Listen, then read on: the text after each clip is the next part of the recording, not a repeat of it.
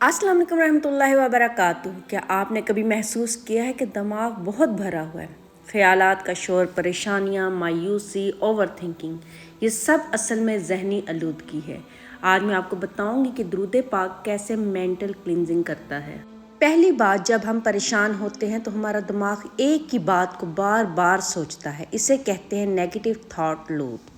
جب آپ درود پاک پڑھنا شروع کرتے ہیں، اللہم صلی علی محمد، تو آپ کا فوکس بدل جاتا ہے، دماغ شکایت سے نکل کر ذکر میں آ جاتا ہے۔ دوسری بات، درود پاک پڑھتے وقت سانس نارمل اور ریگولر ہو جاتی ہے، آپ کا نروس سسٹم کام ہونے لگتا ہے اور دل کی دھڑکن متوازن ہو جاتی ہے، اسی لیے ذکر کرنے والے لوگوں کے چہرے پرسکون نظر آتے ہیں۔